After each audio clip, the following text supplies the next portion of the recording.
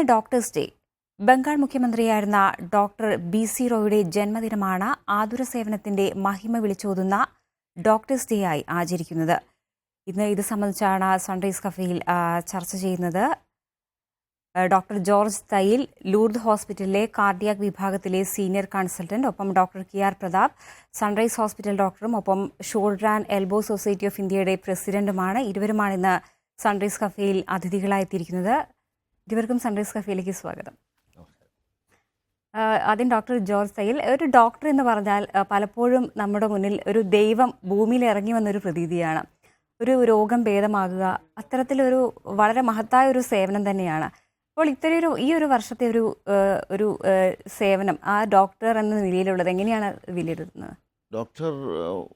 ഡോക്ടർമാരാകുക എന്നുള്ളത് പണ്ടൊക്കെ ഒരു ദൈവവിളിയായിട്ട് കരുതിയിരുന്നു. അതായത് മറ്റേത് ജോലികളുമായിട്ട് താരതമ്യപ്പെടുത്തുമ്പോൾ ഒരു ഡോക്ടറാകുക, ഒരു നേഴ്സാകുക എന്ന് പറഞ്ഞാൽ അതിന് പ്രത്യേകമായ മാനസിക ഔന്നത്യം വേണമെന്ന് കരുതപ്പെട്ടിരുന്ന കാലഘട്ടമുണ്ടായിരുന്നു.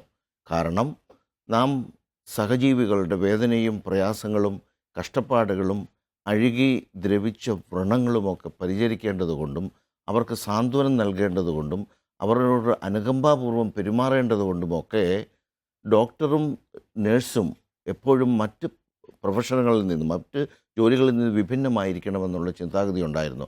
അതിന് പ്രത്യേകമായ ഒരു മാനസിക അനുകമ്പാപൂർവമായ മനസ്ഥിതി വേണം. അല്ലാത്തവർക്ക് അത്തരമൊരു തൊഴിൽ ആർക്കും സേവനം ചെയ്യാൻ പറ്റില്ല. വാച്ച് നോക്കി ജോലി ചെയ്യാൻ ഡോക്ടർക്ക് പറ്റില്ല. കാര്യം വീട്ടിൽ പോകാനിരിക്കുമ്പോഴായിരിക്കും ഒരുപക്ഷെ ഒരു പ്രധാനപ്പെട്ട രോഗി കഷ്ടപ്പാടോടുകൂടി വരുന്നു, ആ രോഗിയെ പരിചരിക്കേണ്ടി വരുന്നു. വീട്ടിൽ ഭക്ഷണം കഴിച്ചുകൊണ്ടിരിക്കുമ്പോഴായിരിക്കാം ഒരുപക്ഷെ അർജൻറ്റ് കോൾ ഹോസ്പിറ്റലിൽ നിന്ന് വരുന്നത്. തീർച്ചയായും ആ ഭക്ഷണം ഒരുപക്ഷെ പൂർത്തീകരിക്കാൻ പോലും പറ്റാതെ ആശുപത്രിയിലേക്ക് ഉടനെ പോകേണ്ട സ്ഥിതിയുണ്ട്. കാരണം ആ രോഗിയുടെ ജീവൻ തുലാശിൽ തൂങ്ങുന്നത് കൊണ്ട് തന്നെ മണിക്കൂറുകളോ നിമിഷങ്ങളോ പ്രധാനപ്പെട്ടതാണെന്ന് ഓർക്കണം. പ്രത്യേകിച്ച് ഒരു ഉദ്യോഗ വിദഗ്ധ നിലയിൽ ഹാർട്ട് അറ്റാക്ക് ഇങ്ങനെ തുടങ്ങിയ രോഗങ്ങളുടെ കാര്യം എടുക്കുകയാണെങ്കിൽ സമയം ഏറ്റവും പ്രധാനപ്പെട്ടതാണ്. ഞങ്ങൾ ടൈം ഈസ് മസിൽ എന്നൊക്കെ പറയും. അപ്പോൾ എത്രയും നേരത്തെ ഓടിയെത്തുക. അപ്പോൾ ഈ വക സാഹചര്യങ്ങളിൽ പണ്ടൊക്കെ നമ്മളുടെ ഗുരുഭൂതന്മാരൊക്കെ ഡോക്ടർമാരായിരുന്നതും അവരൊക്കെ ലാഭേച്ഛ കൂടാതെ, പണമോഹം കൂടാതെ, ധനമോഹം കൂടാതെ രോഗിയുടെ പരിചരണം, രോഗിയുടെ ആത്മാർത്ഥമായിട്ടുള്ള പരിചരണം, ആർദ്രതയോടും കരുണയോടും അനുകമ്പയോടും കൂടിയൊക്കെ രോഗികളെ പരിചരിച്ച് അവർക്ക് പറ്റാവുന്ന സൗഖ്യം നൽകുക എന്ന് പറഞ്ഞാൽ പൂർണ്ണമായിട്ട് സുഖപ്പെടുത്തുക എന്നുള്ളതല്ലെന്ന് ഓർക്കണം. ഒരു രോഗവും ഒരു ഡോക്ടർക്കും പൂർണ്ണമായിട്ട് സുഖപ്പെടുത്താൻ പറ്റില്ല എന്ന യാഥാർത്ഥ്യം മനുഷ്യൻ മനസ്സിലാക്കേണ്ടതുണ്ട്. പക്ഷേ രോഗി ഡോക്ടറുടെ അടുത്ത് വരുന്നതും ഒരുപക്ഷെ പൂർണ്ണ സൗഖ്യത്തിനല്ലായിരിക്കാം. ഡോക്ടറുടെ ഒരു സാന്ത്വന വാക്ക്, ഡോക്ടറുമായിട്ട് അല്പനേരം സംസാരിച്ചിരിക്കുക, പലപ്പോഴും ഈ ഒരു സംസാരം തന്നെ പലരുടെയും രോഗം മാറ്റാറുണ്ട്.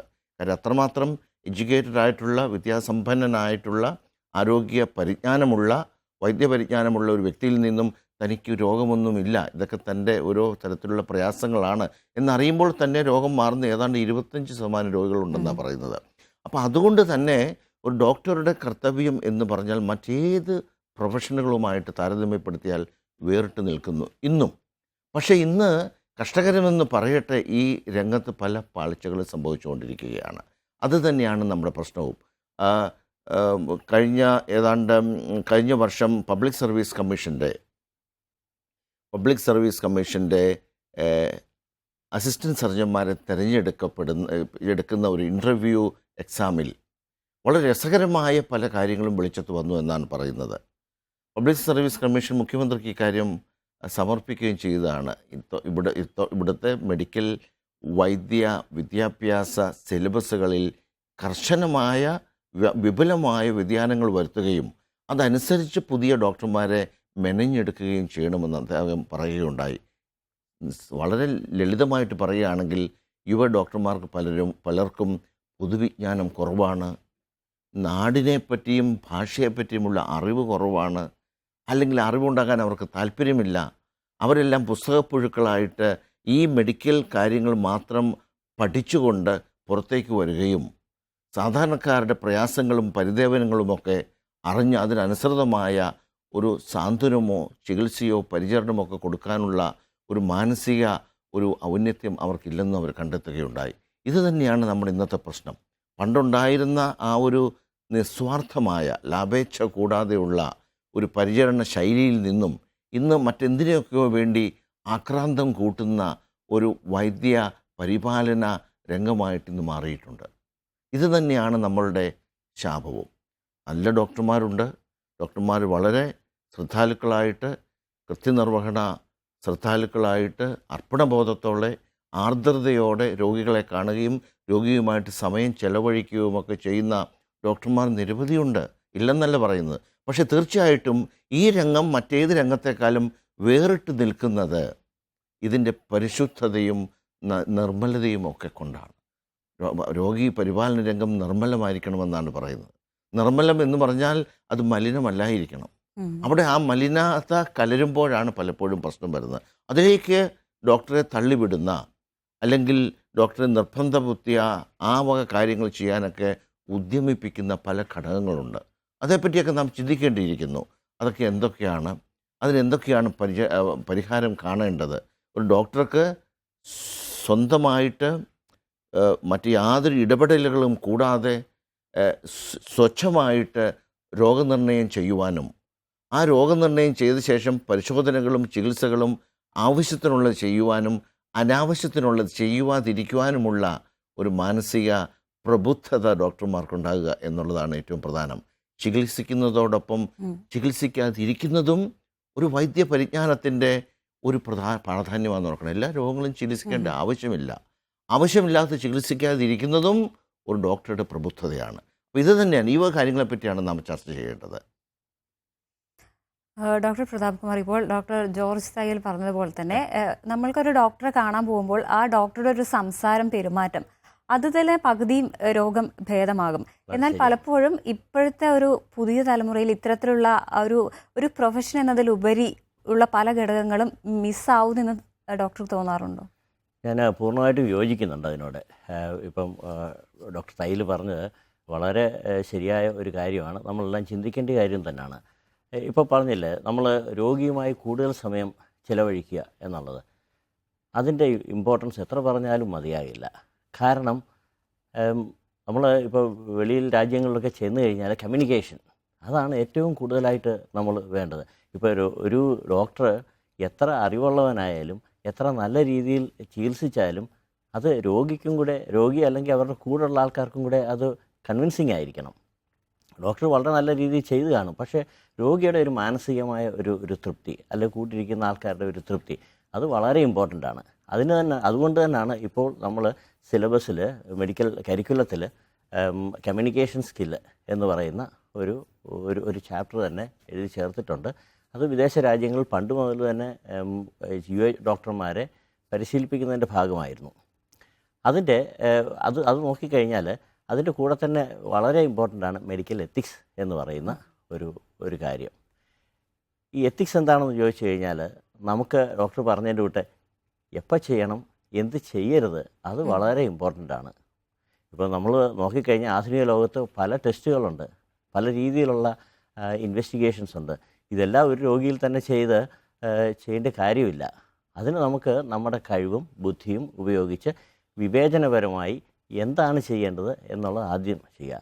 അതിന് വേണ്ടത് നമ്മളുടെ ശരിയായിട്ടുള്ള ഒരു ട്രെയിനിങ് ആണ്. ട്രെയിനിങ്ങിൻ്റെ കാര്യം പറയുമ്പോൾ പലപ്പോഴും പല ആശങ്കകളും ഇന്നത്തെ ലോകത്ത് വരുന്നുണ്ട്. പണ്ടുള്ള ഡോക്ടർമാർ പറയുന്നുണ്ട് ക്ലിനിക്കൽ സ്കിൽസ്, അത് ഇപ്പോൾ ഉള്ള യുവ ഡോക്ടർമാരിൽ കുറഞ്ഞു വരുന്നു എന്നുള്ള ഒരു പരാതി വ്യാപകമായി തന്നെ കാണുന്നുണ്ട്. അതിന് പല കാരണങ്ങളുണ്ട്. അതിൻ്റെ ഒന്നാമതായിട്ടുള്ള കാരണം കുറച്ചൊരു കമ്മിറ്റ്മെൻറ്റ്സ്. നമുക്കറിയാം മെഡിക്കൽ വിദ്യാഭ്യാസ രംഗം ഈ കഴിഞ്ഞ ഒരു ദശകത്തിൽ എങ്ങനെയാണ് മാറി മറിഞ്ഞതെന്നുള്ളത്. നേരത്തെ ഇവിടെ മെറിറ്റ് നോക്കി മാത്രം വന്നുകൊണ്ടിരുന്ന വിദ്യാർത്ഥികളായിരുന്നു. അതിൽ കുറച്ച് വെള്ളം ചേർന്നിട്ടുണ്ട്, അത് സമ്മതിക്കാതിരിക്കാനൊക്കെയില്ല. അതിന് ഉത്തരവാദി ആരാണെങ്കിൽ പോലും അത് കുറ്റപ്പെടുത്തേണ്ട ഒരു സമയമല്ല, പക്ഷേ അതിന് പരിഹാരം കണ്ടുപിടിക്കാൻ വേണ്ടി. അപ്പോൾ എങ്ങനെ വരുന്ന സ്റ്റുഡൻസ് ആണെങ്കിലും എങ്ങനെ വരുന്ന യുവ ഡോക്ടർമാർ ആണെങ്കിലും അവർക്കെല്ലാം ഒരേ നിലവാരത്തിലുള്ള ഒരു വിദ്യാഭ്യാസം, ട്രെയിനിങ്ങും നൽകി പുറത്തു വരുമ്പോൾ അവർക്ക് ഒരു നല്ല ഉന്നത നിലവാരം ഉറപ്പാക്കേണ്ടത് നമ്മുടെ ഡോക്ടർമാരുടെയും സമൂഹത്തിൻ്റെയും പിന്നെ ഗവൺമെൻറ്റിൻ്റെയും കടമ തന്നെയാണ്. നമ്മൾ ഈ രോഗിയുമായുള്ള സംവേദനം, അതായത് കമ്മ്യൂണിക്കേഷൻ സ്കിൽസ്, അതിനെക്കുറിച്ച് നമ്മൾ ഇപ്പോൾ ഇന്ത്യൻ മെഡിക്കൽ അസോസിയേഷൻ വളരെ കൺസേൺഡ് ആയിട്ട് വ്യാപകമായ പല പരിപാടികളും നടത്തി വരുന്നുണ്ട്. ആൾക്കാരെ ബോധവൽക്കരിക്കുന്നതിനോടൊപ്പം തന്നെ ഡോക്ടർമാരെയും യുവ ഡോക്ടർമാരെയും എല്ലാ ഡോക്ടർമാരെ മാത്രമല്ല, നേഴ്സസ്, ഫിസിയോതെറാപ്പിസ്റ്റ്, എല്ലാ മെഡിക്കൽ കമ്മ്യൂണിറ്റിയിലുള്ള ആൾക്കാരെയും ഇതിനെ അവബോധരാക്കാൻ വേണ്ടി നമ്മൾ പരിശ്രമിച്ചുകൊണ്ടേ ഇരിക്കുകയാണ്.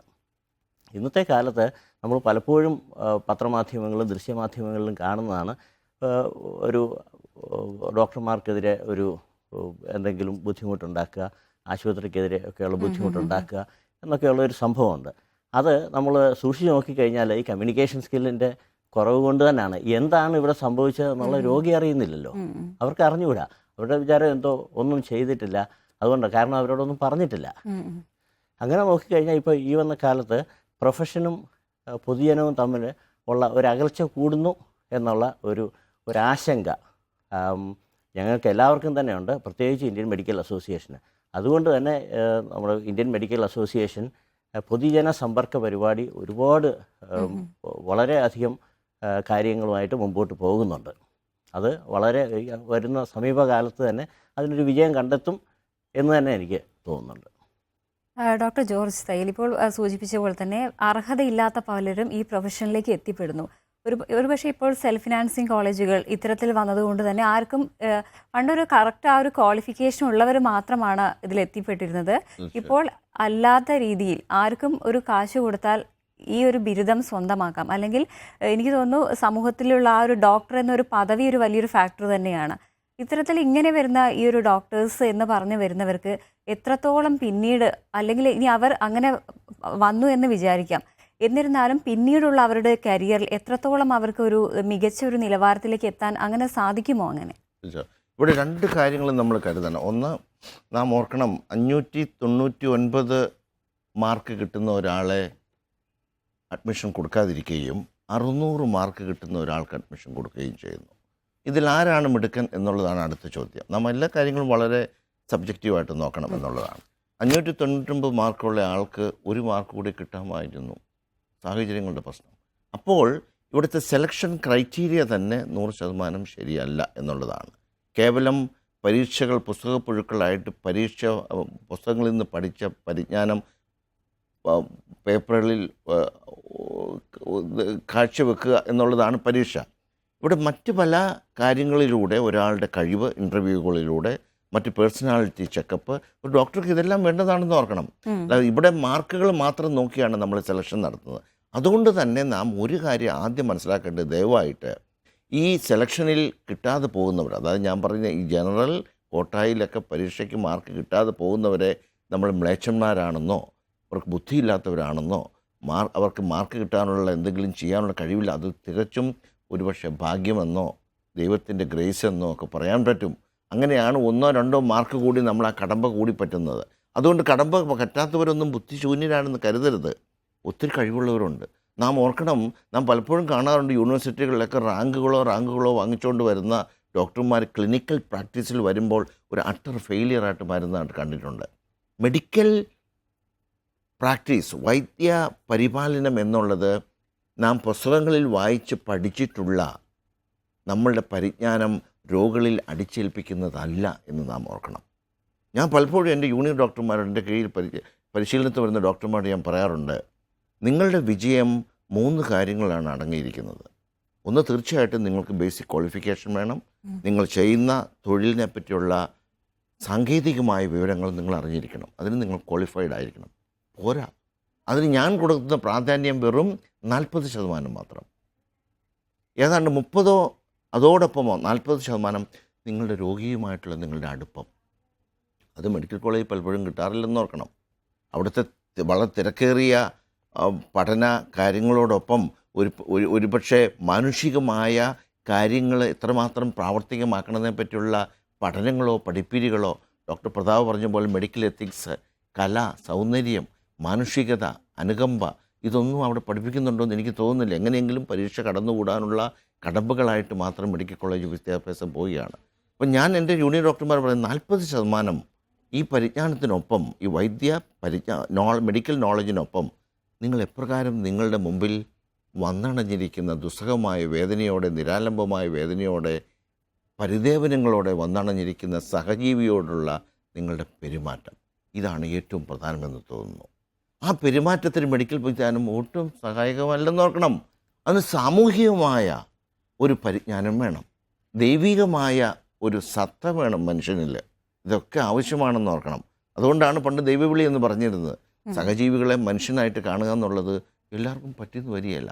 ആ ഒരു ആർദ്രത, അനുകമ്പ അത് വേണം. പലപ്പോഴും അതുകൊണ്ടാണ് വലിയ റാങ്ക് ഹോൾഡേഴ്സ് വളരെ പരാജയമായിട്ട് പോകുന്നത്. അവർക്കൊക്കെ വലിയ റിസർച്ചും ഒക്കെ കാര്യങ്ങളായിട്ടൊക്കെ അവർ പോകും. ഡോക്ടർമാർ രോഗികളോട് പെരുമാറുക എന്നുള്ളത്. തീർച്ചയായിട്ടും മൂന്നാമത്തെ കാര്യം ഞാൻ പറയാറുള്ളത്, നിങ്ങൾ നിയമപരമായ കുരുക്കുകളിൽ പെടാതെ നിങ്ങൾ ചെയ്യുന്ന ഏത് ജോലിയും വളരെ കൃത്യമായിട്ട് ചെയ്തുകൊണ്ട് മുന്നോട്ട് പോയാൽ നിയമപരമായ കുരുക്കുകളിൽ പെടില്ല. അതിലേറ്റവും പ്രധാനപ്പെട്ട ഒന്നാണ് ഡോക്ടർ പ്രതാപ് സൂചിപ്പിച്ചതുപോലെ തന്നെ ആശുപത്രികളിൽ നിന്ന് നടക്കുന്ന പ്രശ്നങ്ങളുടെ പ്രധാന കാരണം. ഇതേപ്പറ്റി പഠനങ്ങൾ നടന്നിട്ടുണ്ട്. വളരെ അടിസ്ഥാനപരമായ പഠനങ്ങളല്ല, വളരെ ഉപരിപ്ലവമായ പഠനങ്ങൾ നടന്നിട്ടുണ്ട്. അതിൻ്റെയൊക്കെ ഫലം 85-90% ഡോക്ടർ രോഗി ബന്ധത്തിലെ അല്ലെങ്കിൽ ഡോക്ടർ രോഗി അവരുടെ അറ്റൻഡർ അവരുടെ ബന്ധുക്കളുമായിട്ടുള്ള ബന്ധത്തിലെ പാളിച്ചകളാണെന്ന് ഓർക്കണം. അതിലെ അക്ഷരപ്പിശകുകളാണെന്ന് ഓർക്കണം. അതിനുള്ള കാരണങ്ങൾ എന്തൊക്കെയാണ്? തീർച്ചയായിട്ടും നാം എത്രയൊക്കെ വിദഗ്ധനായിട്ടുള്ള മഹാത്മ്യമുള്ള രാഷ്ട്രീയക്കാരനോ മന്ത്രിയോ ജഡ്ജിയോ വേറെ ആരെങ്കിലും ആകട്ടെ, ആശുപത്രിയിലെ തീവ്ര പരിചരണ വിഭാഗത്തിൽ വരുമ്പോൾ ഒരു കൊച്ചുകുട്ടിയാണെന്ന് ഓർക്കണം. വേദന തന്നെ നിരാലംബമാക്കുന്ന, തന്നെ മരണത്തിലേക്ക് വലിച്ചിഴയ്ക്കുന്ന വേദനയിൽ നിന്ന് അല്ലെങ്കിൽ രോഗാതുരതയിൽ നിന്ന് വിടുതൽ കിട്ടി വീണ്ടും ജീവിതം തുടങ്ങാനുള്ള, താൻ ചെയ്തു തീർക്കേണ്ട കാര്യങ്ങൾ ചെയ്തു തീർക്കാൻ തന്നെ തരപ്പെടുത്തുന്ന, തന്നെ സഹായിക്കുന്ന ഒരു ഡോക്ടറും അതിനുള്ള ഒരു പരിചരണവും ആണ് അവർക്ക് ആവശ്യം. അവിടെ വെറും കൊച്ചു കുട്ടികളെയാണ് ഞങ്ങൾ കണ്ടിരിക്കുന്ന രോഗക്കിടക്കയിൽ. അവിടെ ഒരു ജഡ്ജിയെയോ ഒരു ഡോക്ടറെയോ ഒരു മന്ത്രിയെയോ അല്ലെങ്കിൽ ഒരു വലിയൊരു ഒരു ഒരു ഒരു ഒരു സമൂഹത്തിൽ ഉന്നതനായ ഒരു വ്യക്തിയെ കാണുന്നില്ല. തനിക്ക് കിട്ടുന്ന അല്ലെങ്കിൽ തന്നെ നിരാലംബമാക്കുന്ന വേദനയിൽ നിന്ന് വിടുതൽ നൽകുന്ന ഒരു അന്തരീക്ഷം, അതാണ് തീവ്രപരിചരണ വിഭാഗം. അവിടെ ആ ഡോക്ടർ, അവിടെ പണക്കാരുണ്ട്, പാവപ്പെട്ടവരുണ്ട്. അവിടെ ആ രോഗി ആ ഡോക്ടറിൽ പൂർണ്ണമായി വിശ്വസിക്കുകയാണെന്ന് ഓർക്കണം. ഈ ഡോക്ടർ എൻ്റെ രോഗം സുഖപ്പെടുത്തും. അതിനുള്ള ആ വിശ്വാസമാണ് പ്രധാനം. അങ്ങനെ ആ വിശ്വാസം കൊടുക്കുന്ന ആളായിരിക്കണം ഡോക്ടറും. അവിടെ രോഗി ഒരു അടിമയായോ ഡോക്ടർ ഒരു മേൽക്കോയ്മയോ ഉണ്ടെന്ന് ഓർക്കണം. അതായത് ഡോക്ടർ പറയുന്ന എന്ത് പരിശോധനയും എന്ത് ചികിത്സയും ചെയ്യുവാൻ രോഗി തയ്യാറാവണം. എങ്കിലും രോഗം തരപ്പെടൂ, അല്ലെങ്കിൽ സുഖപ്പെടൂ, അല്ലെങ്കിൽ മരണത്തിലേക്കാണ് പോകുന്നത്. അപ്പോൾ ഈ ഒരു നിസ്സഹായത എന്നുള്ളത് ഇന്ന് പലപ്പോഴും ചൂഷണം ചെയ്യപ്പെടുകയാണ്. രോഗിയുടെ ആ റോളിൽ ഡോക്ടറുടെ അടുത്ത് വരുമ്പോൾ ആ ഡോക്ടറിൻ്റെ പ്രവർത്തന ശൈലി നിർമ്മലമല്ലെങ്കിൽ അവിടെയാണ് പാളിച്ചകൾ വരുന്നത്. അവിടുത്തെ ഉദ്ദേശശുദ്ധി ഏറ്റവും പ്രധാനമാണെന്ന് ഓർക്കണം. ഡോക്ടർ പ്രതാപ് പറഞ്ഞതുപോലെ ഉദ്ദേശശുദ്ധി എന്ന് പറഞ്ഞാൽ നമുക്ക് ചെയ്യേണ്ടത് ചെയ്യുക, ചെയ്യാൻ പറ്റാതെ ചെയ്യാതിരിക്കുക. അനാവശ്യമായ പരിശോധനകളോ മരുന്നുകളോ ചികിത്സാവിധികളോ വിധിക്കാതെ രോഗിക്ക് ഏറ്റവും കുറഞ്ഞ ചെലവിൽ ഏറ്റവും കുറഞ്ഞ പരിശോധനകൾ നടത്തി സുഖപ്പെടുത്തുക. നാം ഒരു കാര്യം ഓർക്കണം, ഇന്ത്യ മഹാരാജ്യത്തെ പറ്റി ഒത്തിരി വീമ്പിളക്കാറുണ്ട്. ഇന്ത്യയിലെ ചില വാസ്തവങ്ങൾ നാം അറിഞ്ഞിരിക്കണം, യാഥാർത്ഥ്യങ്ങൾ. 125 കോടി ജനസംഖ്യയുള്ള ഇന്ത്യയിൽ 30% ആൾക്കാർ പട്ടിണി പാവങ്ങളാണെന്ന് ഓർക്കണം. വെരി പുവർ എന്നാണ് UNO പറഞ്ഞിരിക്കുന്നത്. Very poor. ലോകാരോഗ്യ സംഘടനയുടെ കണക്കെടുപ്പ് പ്രകാരം, വേൾഡ് ബാങ്കിൻ്റെ കണക്കെടുപ്പ് പ്രകാരം ഇന്ത്യയിലുള്ള 125 കോടി ആൾക്കാരിൽ 30% വെരി പുവർ ആയിട്ടുള്ളത് അതിന് കൂടുതലുണ്ടെന്ന് ഓർക്കണം. 30% എന്ന് പറഞ്ഞാൽ 40 കോടി. ലോകത്താകമാനമുള്ള 120 കോടി പട്ടിണി പാവങ്ങളിൽ 40 കോടി ആൾക്കാർ ഇന്ത്യയിലാണെന്ന് ഓർക്കണം. അപ്പോൾ ഈ 40 കോടിയും ഏതാണ്ട് ശരാശരി വരുമാനമുള്ള മറ്റു ആൾക്കാരും കൂടി കൂടുമ്പോൾ ഏതാണ്ട് 50-55 കോടി അല്ലെങ്കിൽ 60 കോടി ആൾക്കാർക്ക് നമ്മളിപ്പോഴും ദരിദ്ര രാഷ്ട്രമാണെന്ന് ഓർക്കണം. ഇങ്ങനൊരു രാജ്യത്താണ് നമ്മൾ അധിക സാങ്കേതിക മികവുള്ള പരിശോധനകളും ചികിത്സകളും നടത്തുവാൻ ഉദ്യമിക്കുന്നത്. ഇന്ന് വൈദ്യശാസ്ത്ര രംഗം ഏറ്റവും ചിലവായ ഒന്നായിട്ടുണ്ടെന്ന് ഓർക്കണം. വൈദ്യശാസ്ത്ര രംഗം മറ്റേത് രംഗത്തെക്കാളും മരുന്നുകളുടെ വില കൂടുന്നു, പരിശോധനകളുടെ വില കൂടുന്നു, സാങ്കേതിക മികവുള്ള പല ഉപകരണങ്ങളും ഇന്ന് വന്നുകൊണ്ടിരിക്കുകയാണ്. ഇതൊക്കെ പ്രയോഗിക്കുവാനും അതനുസരിച്ച് രോഗനിർണയ കൃത്യത കൂട്ടുവാനും ചികിത്സാ കർമ്മം കൂടുതൽ കൃത്യമാക്കുവാനുള്ള ഓരോ തരത്തിലുള്ള ഉദ്യമങ്ങൾ നടന്നുകൊണ്ടിരിക്കുകയാണെന്ന് ഓർക്കണം. ഈ സാഹചര്യത്തിൽ തീർച്ചയായിട്ടും നമുക്ക് നല്ല സാങ്കേതിക മികവുള്ള പരിശോധനോപാധികൾ വേണം, ചികിത്സാ സാമഗ്രികൾ വേണം, നല്ല ക്വാളിഫൈഡ് ആയിട്ടുള്ള ഡോക്ടർ വേണം. ഒപ്പം നാം ചികിത്സിക്കുന്ന ആരെയാണെന്നും കൂടി ഓർക്കണം. അങ്ങനെ ഓർക്കാതെ പോയാൽ നമ്മുടെ എല്ലാ ഉദ്യമങ്ങളും തെറ്റി. നമ്മുടെ മുമ്പിൽ ഇരിക്കുന്ന ഒരു പട്ടിണി പാവമാണെങ്കിൽ ആ പാവത്തിന് ഒരുപക്ഷെ ഒരു ബൈപ്പാസ് ഓപ്പറേഷന് വേണ്ടി ഒരു കുടുംബം ഉള്ള ഒരു 2-3 സെൻറ്റ് വിൽക്കേണ്ടി വരുന്ന ആവശ്യമുണ്ടെങ്കിൽ പലപ്പോഴും എൻ്റെ മുമ്പിൽ വിറങ്ങലിച്ച് നിൽക്കുന്ന പല രോഗികളെയും കണ്ടിട്ടുണ്ട്. ബൈപ്പാസ് ഓപ്പറേഷൻ ചെയ്തില്ലെങ്കിൽ ഡോക്ടറെ ഞാൻ മരിച്ചു പോകുമല്ലേ, ആൻജിയോപ്ലാസ്റ്റി ചെയ്തില്ലെങ്കിൽ മരിച്ചു പോകുമെന്നൊക്കെ പറഞ്ഞ് വളരെ കഷ്ടതയോടെ അങ്ങനെയുള്ള പലരെയും ഞാൻ അതില്ലാതെ ചികിത്സിക്കാറുണ്ടെന്ന് ഓർക്കണം. നമുക്ക് എല്ലാത്തിനും ഒരു തമ്പുരാൻ ഒരു വിടുതൽ തന്നിട്ടുണ്ട്. ഒരു വാതിൽ അടയുമ്പോൾ മറ്റൊരു ജനൽ തമ്പുരാൻ തുറന്നു വെക്കുമെന്നുള്ള യാഥാർത്ഥ്യം നാം മനസ്സിലാക്കണം. എല്ലാത്തിനും ഒരു സൈഡ് വേ ഉണ്ട്. അപ്പോൾ ഈ ചികിത്സയേ ഉള്ളൂ, ഇതില്ലെങ്കിൽ മരണം എന്നുള്ള പറ്റില്ല. അപ്പോൾ ഇങ്ങനെയുള്ള ചില മാനുഷിക ഘടകങ്ങൾ ചികിത്സയിൽ ഏറ്റവും പ്രധാനമാണ്. പ്രത്യേകിച്ച് സാമ്പത്തികമായി താഴേക്കടയിലുള്ള വളരെയധികം ആൾക്കാർ നമ്മുടെ നാട്ടിലുള്ളതുകൊണ്ട് ഉദ്യോഗ വിദഗ്ധനിൽ ഞാൻ പറയുകയാണ്, ഒരു ഉദ്യോഗി ഒരാൾക്ക് കുടുംബനാഥന് ഉദ്യോഗം പിടിക്കുകയാണെങ്കിൽ ആ ഒരു സാധാരണക്കാരൻ്റെ വരുമാനത്തിൽ ഏതാണ്ട് 40 മുതൽ 50% വരെ ആ ചികിത്സയുടെ പരിശോധനയ്ക്കും മരുന്നുകൾക്കുമായിട്ട് മാസം മാറുകയാണെന്ന് ഓർക്കണം. കഠിനമായ സാമ്പത്തിക ബാധ്യതയിലേക്കാണ് കുടുംബം നീങ്ങുന്നത്. ഇവിടെ വൈദ്യനാണ്, ഡോക്ടറാണ് ഏറ്റവും പ്രധാനമായിട്ട് ആ കുടുംബത്തെ താങ്ങി നിർത്തുന്നതെന്ന് ഓർക്കണം. അപ്പോൾ ഡോക്ടർക്ക് തീർച്ചയായിട്ടും ഏറ്റവും മാനുഷികമായ രീതിയിൽ ചികിത്സ മാറ്റിമറിച്ചുകൊണ്ട് കുറച്ചുകൂടെ സാമൂഹികമായിട്ട് ചിന്തിച്ചുകൊണ്ട് ആ കുടുംബത്തിന് വേണ്ട കുറഞ്ഞ വില ഉറപ്പുള്ള മരുന്നുകൾ, പലപ്പോഴും നാം ഓർക്കണം, മരുന്നുകളുടെ കാര്യമെടുത്താൽ ഒരേ ശക്തിയുള്ള ഒരേ ക്വാളിറ്റി തീർച്ചയായിട്ടും വ്യത്യാസമുണ്ടെങ്കിലും പലപ്പോഴും അത് വളരെയധികം വിലപിടിപ്പുള്ള മരുന്നുകളുണ്ടെന്ന് ഓർക്കണം. ഇതൊക്കെ അവോയ്ഡ് ചെയ്തുകൊണ്ട് ചികിത്സിക്കാനും നമുക്ക് പറ്റും.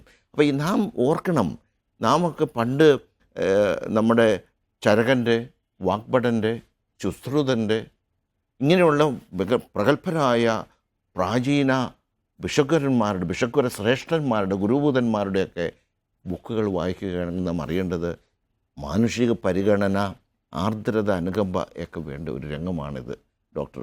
ഈ രംഗത്തുള്ള ഇടപെടലുകളാണ് പ്രശ്നങ്ങൾ. ഇന്ന് ഏറ്റവും വിലപിടിപ്പുള്ള ഉപകരണങ്ങൾ, പരിശോധന ഉപകരണങ്ങൾ വാങ്ങിച്ച്, ചികിത്സോപകരണങ്ങൾ വാങ്ങിച്ച് ഒരു ഹൈടെക് സാങ്കേതിക മികവുള്ള ഒരു ആശുപത്രി എന്ന് പറയാവുന്ന ഏത് ആശുപത്രിയിലെയും ഡോക്ടർമാർക്ക് തീർച്ചയായിട്ടും ടെൻഷൻ ഇല്ലാതിരിക്കില്ല. കാരണം അതുപോലുള്ള റിട്ടേൺസ് അവർക്ക് കൊടുക്കണം. ഇവിടെയാണ് പല പ്രശ്നങ്ങളുമൊക്കെ സംഭവിക്കുന്നത്. ഇവിടെ നമ്മുടെ മുമ്പിൽ നിൽക്കുന്ന കരുണ അർഹിക്കുന്ന, അനുകമ്പ അർഹിക്കുന്ന സാധുവായിട്ടുള്ള ഒരു രോഗി, നമ്മുടെ പുറകിൽ നിൽക്കുന്ന ആശുപത്രിയുടെ അധിപർ, ഇതിന് മുമ്പിൽ കിടന്ന് വാസം പറഞ്ഞാൽ പലപ്പോഴും ഡോക്ടർമാർ നട്ടം തിരിയാറുണ്ടെന്ന് ഓർക്കണം. ഇവിടെയൊക്കെ വളരെ ശക്തമായിട്ടുള്ള തീരുമാനങ്ങൾ എടുത്തുകൊണ്ട് ഞാൻ രോഗിയുടെ പക്ഷത്താണെന്നും രോഗിക്ക് ആവശ്യമുള്ള ചികിത്സയോ പരിശോധനയോ മാത്രമേ ഞാൻ ചെയ്യുകയുള്ളൂ എന്നും അതിൽ നിന്നുള്ള വരുമാനം എനിക്ക് മതിയെന്നും കരുതി ദൃഢതയോടെ മുന്നോട്ട് പോകാൻ ഡോക്ടർമാർ കരുതുകയാണെങ്കിൽ തീർച്ചയായിട്ടും ഇവിടെ നമ്മുടെ ആരോഗ്യരംഗം സംശുദ്ധമാകും, നിർമ്മലമാകും, പരിശുദ്ധമാകും. ഇതാണ് എനിക്ക് പറയാനുള്ളത്. കഴിഞ്ഞ ഈ PSC പബ്ലിക് സർവീസ് ഞാൻ നീട്ടുകയാണെങ്കിൽ പറയാം, പബ്ലിക് സർവീസ് കമ്മീഷൻ്റെ ആ കണ്ടെത്തലിൽ കണ്ടത് ഇവിടുത്തെ പല ഡോക്ടർമാരുടെയും കേരളത്തിലെ ആരോഗ്യമന്ത്രി ആരാന്ന് ചോദിച്ചപ്പോൾ അറിയില്ലായിരുന്നാണ് പറഞ്ഞത്. ആരോഗ്യമന്ത്രി അത്രമാത്രം പൊതുവിജ്ഞാനം കുറവ്. ഡോക്ടർ പ്രതാപ് സൂചിപ്പിച്ച പോലുള്ള മെഡിക്കൽ എത്തിക്സ്, മലയാളത്തിലെ ഏറ്റവും പ്രധാനപ്പെട്ട പത്രങ്ങളുടെ പേരറിയില്ല, മാസികകളുടെ പേരറിയില്ല. ഞാൻ ഒരിക്കലും പറയുന്നില്ല ഒരു ഡോക്ടർ മലയാളവും പറഞ്ഞുകൊണ്ട് പത്രം വായിച്ചുകൊണ്ടിരിക്കണം. തീർച്ചയായിട്ടും അവന് സാങ്കേതികമായ മികവും പരിജ്ഞാനവും ഉണ്ടായിരിക്കണം. പക്ഷെ നാടറിയണം, നാട്ടുകാരെ അറിയണം, ഭാഷ അറിയണം. നന്നായിട്ട് മലയാളം പറയുവാനും സംസാരിക്കുവാനും അതനുസരിച്ച് ഇടപഴകുവാനും താല്പര്യമുള്ള അല്ലെങ്കിൽ പുച്ഛമുള്ള എത്ര ഡോക്ടർമാർ നമ്മുടെ നാട്ടിലുണ്ടെന്ന് ഓർക്കണം. രോഗികളോട് ഇംഗ്ലീഷിൽ പറയാൻ ശ്രമിക്കുന്നു, ഇംഗ്ലീഷ് അറിയാൻ മേലാത്ത രോഗികളോട്. ഇതൊക്കെ പ്രശ്നങ്ങളാണെന്ന് ഓർക്കണം.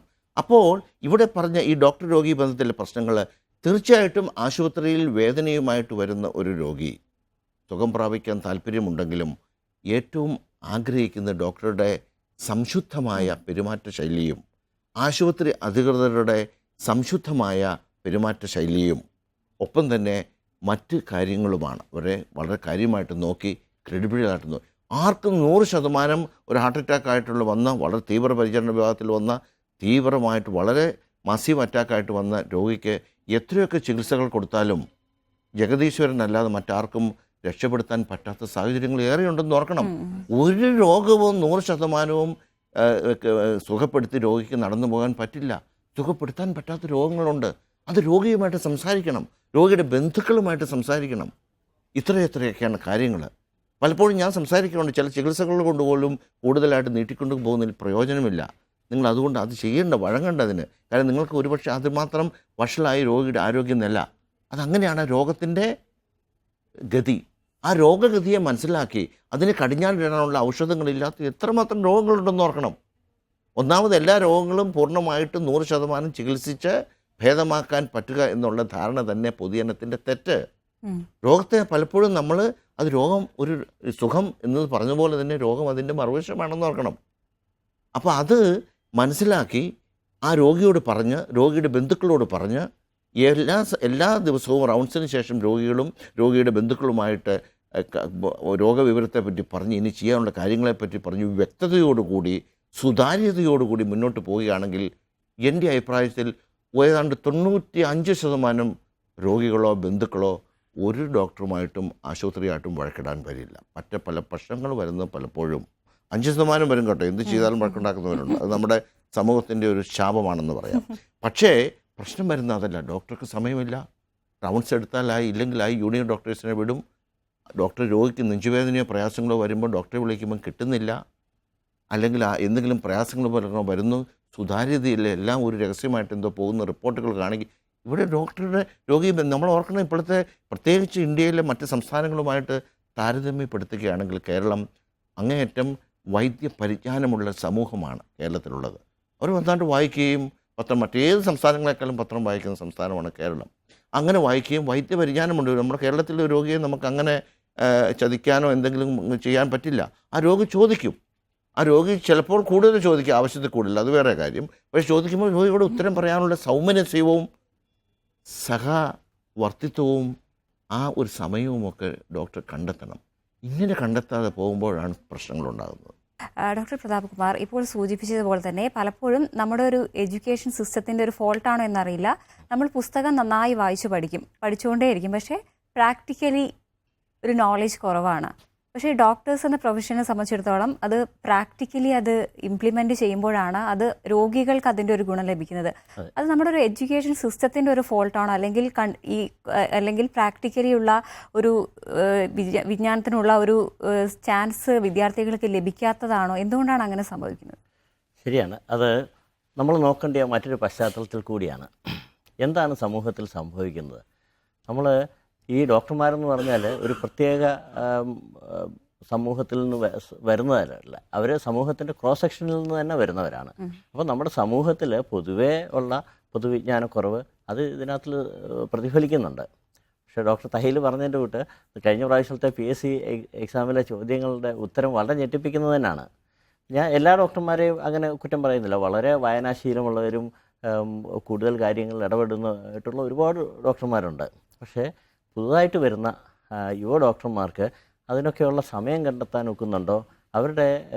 അവർക്ക് കൂടുതൽ മറ്റുള്ള കാര്യങ്ങളിലേക്കൊക്കെ കൂടുതൽ കാര്യങ്ങളിലൊക്കെ ശ്രദ്ധ പതിപ്പിക്കാനുള്ള ഒരു വ്യഗ്രതയും ഒക്കെ കാണുന്നുണ്ട്. അതിൽ ഏറ്റവും പ്രധാനമായിട്ടുള്ളത് നമ്മുടെ സെലക്ഷൻ ക്രൈറ്റീരിയ തന്നെയാണ്. നമ്മുടെ മെഡിക്കൽ സ്കൂളിലേക്ക് ആര് വരുന്നു എന്നുള്ളത് ഡോക്ടർ തയ്യിൽ അത് ഓൾറെഡി പറഞ്ഞു കഴിഞ്ഞു. കേവലം മാർക്കിൻ്റെ അടിസ്ഥാനത്തിലല്ല അത് വേണ്ടത്. നമ്മൾ പാശ്ചാത്യ രാജ്യങ്ങൾ നോക്കിക്കഴിഞ്ഞാൽ അത് സോഫ്റ്റ് സ്കിൽസ് നോക്കും. സോഫ്റ്റ് സ്കിൽസ് എന്ന് പറഞ്ഞാൽ മറ്റുള്ള കാര്യങ്ങൾ കൈകാര്യം ചെയ്യാനുള്ള അറിവ്. അതിനകത്തിൽ സ്പോർട്സ്, വായന, നമ്മുടെ പരിജ്ഞാനം മാത്രമല്ല, പുസ്തകത്തിലെ പരിജ്ഞാനം മാത്രമല്ല, സ്പോർട്സിൽ ഉള്ള ഇതുണ്ട്, മ്യൂസിക്കിലുള്ളതുണ്ട്, ജനറൽ നോളജ് ഉണ്ട്. അങ്ങനെ ഒരുപാട് കാര്യങ്ങളുടെ നോക്കിയാണ് സെലക്ഷൻ ക്രൈറ്റീരിയ വെച്ചിരിക്കുന്നത്. അൺഫോർച്ചുനേറ്റ്ലി നമ്മുടെ നാട്ടിൽ അത് ഒരു മാർക്കിൻ്റെ മാത്രമായിട്ട് ചുരുങ്ങിയിരിക്കുകയാണ്. അതുകൊണ്ട് തന്നെയാണ് നമ്മൾ ഇപ്പോൾ ഇപ്രാവശ്യത്തെ PG എൻട്രൻസ് എക്സാമിൻ്റെ നോക്കിക്കഴിഞ്ഞാൽ സുപ്രീം കോടതി പറഞ്ഞ വളരെ ഒരു വിധിയുണ്ട്. അത് കള്ളത്തരം കാണിച്ചു, ഹൈടെക് കള്ളത്തരമാണ് കാണിച്ചിരിക്കുന്നത്. മൊബൈലും നെറ്റും ഒക്കെ ഉപയോഗിച്ചുള്ള ഹൈടെക് കള്ളത്തരം നമ്മൾ പരീക്ഷാ ഹാളിൽ നിന്ന് വെളിയിലേക്ക് കമ്മ്യൂണിക്കേറ്റ് ചെയ്ത് വന്നിരിക്കുകയാണ്. അപ്പോൾ അങ്ങനെയൊക്കെ ആൾക്കാർ ഇതിനകത്ത് നുഴഞ്ഞു കയറാൻ നോക്കിക്കൊണ്ടിരിക്കുകയാണ്. അതിൻ്റെ പ്രധാന കാരണം മാർക്കടിസ്ഥാനം മാത്രമാക്കിക്കൊണ്ടാണ്. അതല്ലാതെ മറ്റുള്ള കാര്യങ്ങൾ കൂടി ഇതിനകത്ത് ഉൾപ്പെടുത്തി ഒരു ഇൻ്റർവ്യൂവും പേഴ്സണാലിറ്റിയും ഈ ഒരാൾ ഈ ജോലിക്ക് പറ്റിയതാണോ, അതാണ് നമുക്ക് അറിയേണ്ടത്. ഒരുപാട് അറിവ് പഠിക്കാൻ വളരെ കഴിവുള്ള ഒരു വ്യക്തിയെ ഒരു ഡോക്ടറാക്കി കൊണ്ടുവന്നിട്ട് ചിലപ്പോൾ വലിയ പ്രയോജനം ഉണ്ടായിരുന്നിരിക്കില്ല. അതുതന്നെയാണ് ഡോക്ടർ തൈൽ പറഞ്ഞ റാങ്ക് ഹോൾഡർ വന്നിട്ട് ചിലപ്പം പലപ്പോഴും പരാജയമായി മാറുമെന്നുള്ളത്. അവർക്ക് ബാക്കിയുള്ള രോഗിയുമായിട്ട് സംസാരിക്കാൻ, അല്ല രോഗിയുമായിട്ടൊരു എമ്പതി, സിമ്പതി അതൊക്കെ ഉണ്ടാക്കിയെടുക്കാനുള്ള ഒരു കഴിവില്ലാത്ത ഒരു ഡോക്ടറാണെങ്കിൽ അത് ബുദ്ധിമുട്ട് ഉണ്ടാകും. ഇത് ഞാൻ ഡോക്ടർമാരുടെ പ്രൊഫഷനിൽ മാത്രം പറയുന്നതല്ല, നമ്മൾ പൊതുവെ സമൂഹത്തിലെ ഏത് കാര്യം നോക്കിയാലും, ഇപ്പോൾ രാഷ്ട്രീയക്കാരാണെങ്കിലും വക്കീലന്മാരാണെങ്കിലും അവരിലൊക്കെ നോക്കിക്കഴിഞ്ഞാൽ ഇതേ പ്രോബ്ലം തന്നെയുണ്ട്. പുതുതായിട്ട് വരുന്ന ആൾക്കാർക്ക് ഇതൊക്കെ ഇച്ചിരി വ്യത്യാസപ്പെടുന്നതായിട്ട് തന്നെ കാണുന്നുണ്ട്. രണ്ടാമത്തെ കാര്യമെന്ന് പറഞ്ഞാൽ പലപ്പോഴും നമ്മൾ ഒരു പഴയ കൺസെപ്റ്റാണ് ചോദ്യം ചെയ്യപ്പെടാതിരിക്കുക എന്നുള്ളത്. ഡോക്ടറാണ് ദൈവത്തിൻ്റെ അവതാരമാണ്, അതുകൊണ്ട് എന്നോടൊന്നും ചോദിക്കേണ്ട കാര്യം, നിങ്ങൾ ആരാണ് ചോദിക്കുക, അങ്ങനത്തെ ആ ധാർഷ്ട്യ മനോഭാവം ഒന്നും വെച്ച് പുലർത്തേണ്ട ഒരു പ്രൊഫഷനാണ്. ഇതൊരു നോബിൾ പ്രൊഫഷനാണ്. നമ്മൾ ലോകത്ത് നോക്കിക്കഴിഞ്ഞാൽ ഏറ്റവും പഴയതും ഏറ്റവും പുരാതനവും ഏറ്റവും നോബിളുമായിട്ടുള്ള ഒരു പ്രൊഫഷൻ്റെ കൂട്ടത്തിലാണ് ഈ മെഡിക്കൽ പ്രൊഫഷനെ വെച്ചിരിക്കുന്നത്. എനിക്ക് തോന്നുന്നു ഇപ്പോൾ കുറച്ചും കൂടി വിഷ്വൽ മീഡിയ കുറച്ചുകൂടി സജീവമായതോടുകൂടി ഈ രോഗികൾക്ക് തന്നെ അറിയാം എന്തൊക്കെ ട്രീറ്റ്മെന്റ് അവൈലബിൾ ആണ്. അവർക്കത് സജസ്റ്റ് ചെയ്യാനും അറിയാം. ഇപ്പോൾ പലപ്പോഴും ഡോക്ടർ തൈൽ പറഞ്ഞിട്ടുണ്ട്, നമ്മൾ കേരളത്തിൽ പ്രത്യേകിച്ച് നമ്മൾ സാക്ഷരത വളരെ കൂടിയ ആൾക്കാരാണ്, വളരെയധികം ആൾക്കാർ ഇൻ്റർനെറ്റും ഒക്കെ ഉപയോഗിക്കുന്ന ആൾക്കാരാണ്.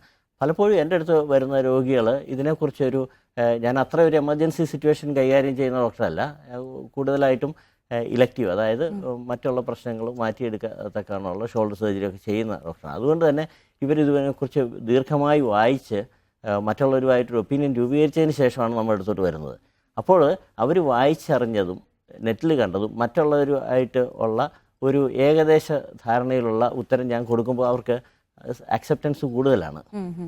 അതല്ല, ഞാൻ മറിച്ചൊരു ഒരു കാര്യമാണ് പറയുന്നതെങ്കിൽ ഞാൻ എപ്പോഴും രോഗികളോട് പറഞ്ഞ് മനസ്സിലാക്കി കൊടുക്കാറുണ്ട്. ഇതുകൊണ്ടാണ് ഞാൻ പറയുന്നത്, മറ്റേത് തെറ്റല്ല, അതിനേക്കാൾ മെച്ചമായിട്ട് എനിക്കിതാണ് തോന്നുന്നത് എന്ന് എപ്പോഴും ഞാൻ പറഞ്ഞു കൊടുക്കാറുണ്ട്.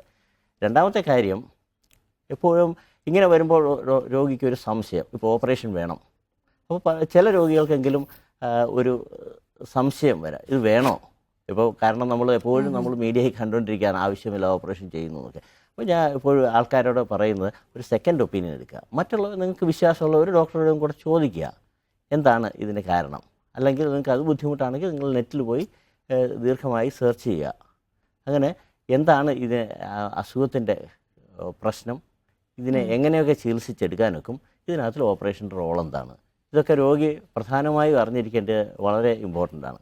കാരണം അതല്ലെങ്കിൽ ഈ ഡോക്ടർ തൈൽ പറഞ്ഞതിൻ്റെ തൊട്ട് ഇത് എല്ലാ രോഗത്തിനും ചികിത്സയില്ല. ചികിത്സിച്ച് കഴിഞ്ഞാൽ ചില കോംപ്ലിക്കേഷനുകൾ ഉണ്ടാകാൻ സാധ്യതയുണ്ട്.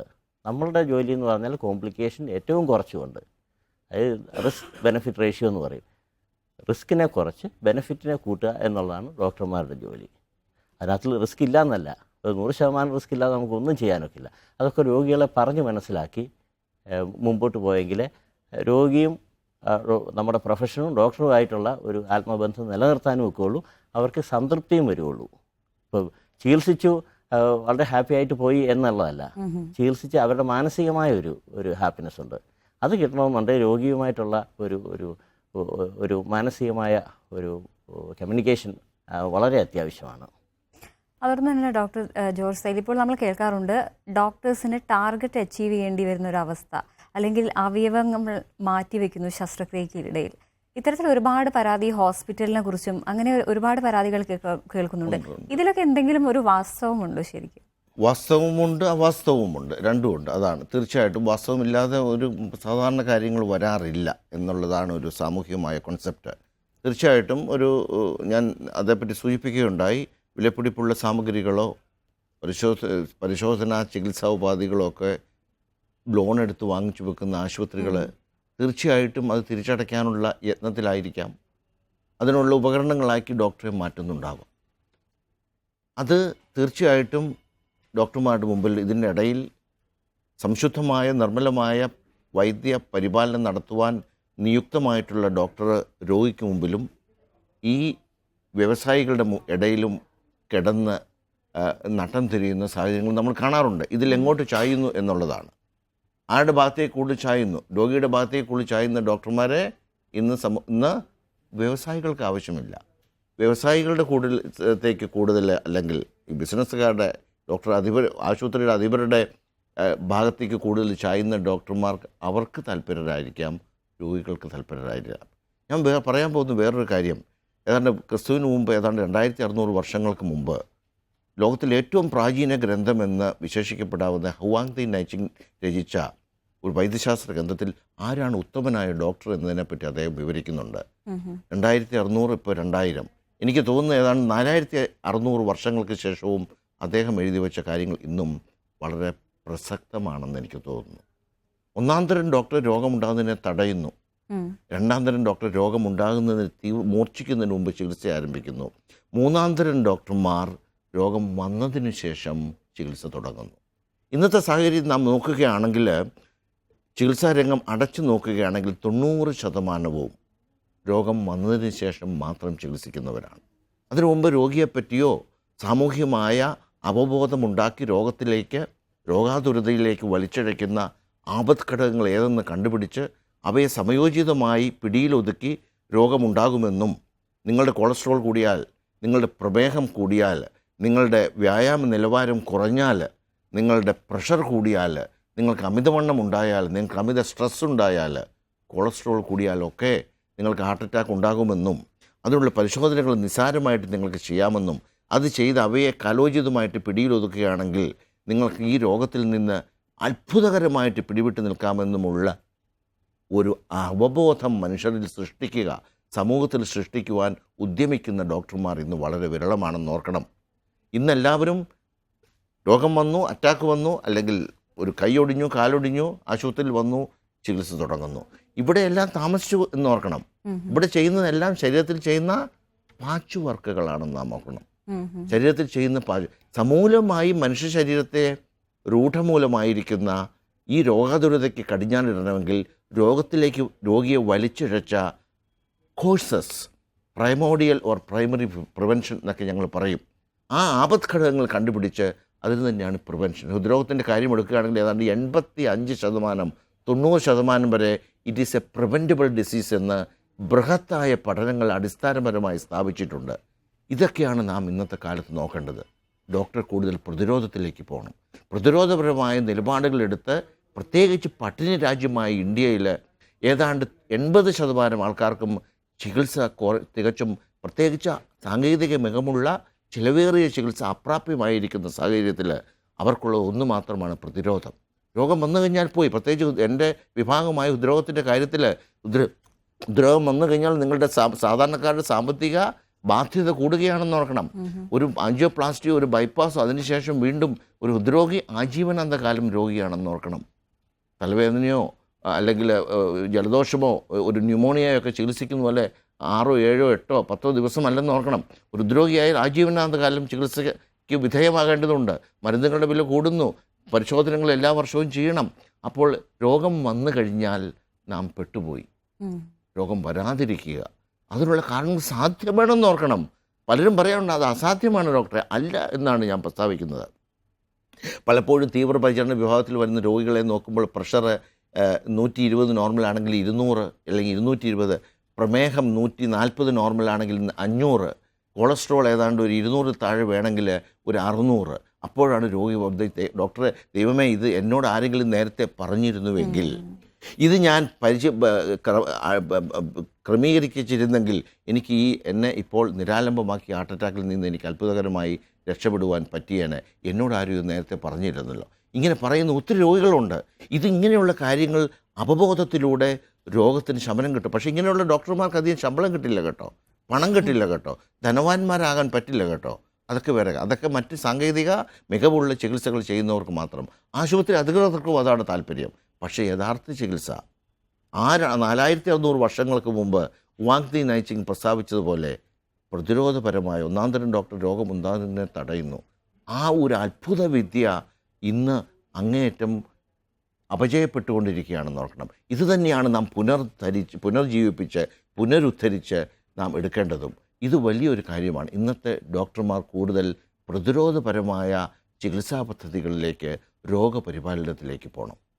നമ്മളൊരു സമയം ഇവിടെ അവസാനിക്കാറ്. എന്നാൽ ഞാൻ രണ്ടുപേരോടും കൂടി ചോദിക്കുകയാണ്. രാവിലത്തെ ബിസി ഷെഡ്യൂള് രോഗികളുടെ ഇടയിലേക്ക്, പിന്നീട് കുടുംബത്തിലേക്ക്, അപ്പോൾ നമുക്ക് പല മാനസിക പ്രശ്നങ്ങളും എല്ലാം ഉണ്ടാവാം.